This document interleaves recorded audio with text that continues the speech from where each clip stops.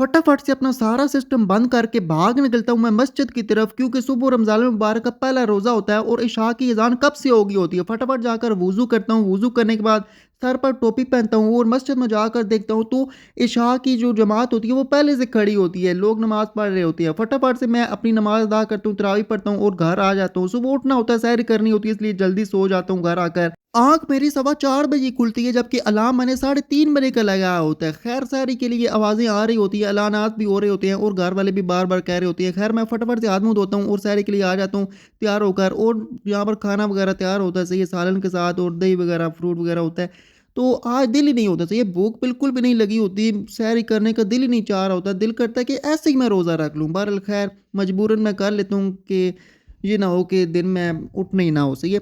बहरहाल ये है कि सैर ही करता हूँ, पानी वगैरह पीता हूँ, चाय वगैरह पीकर सही से सैर करने के बाद अज़ानें होना शुरू हो जाती हैं तकरीबन, तो टाइम बहुत कम होता है इसलिए।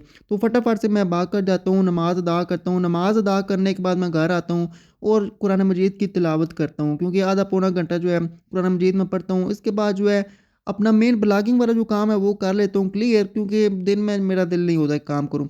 खैर इसके बाद मैं छत पर आता हूँ, देखता हूँ सूरज को, क्योंकि सूरज जो है निकल रहा होता है, सुबह-सुबह 7 बजे का टाइम होता है, सूरज निकल रहा है। सी सामने मस्जिद है जिसमें मैं नमाज़ पढ़ने गया था, सही है, कि वो हमारे घर के पीछे ही मस्जिद है।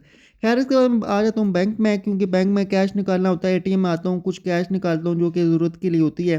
तो कैश निकालने के बाद घर आ जाता हूँ। खैर दिन बहुत प्यारा गुज़रता है, असर की, ज़ोहर की सारी नमाज़ें मैं पढ़ता हूँ, दिन बहुत अच्छे से गुज़र रहा होता है, ना ही भूख लगती है, ना ही प्यास लगती है।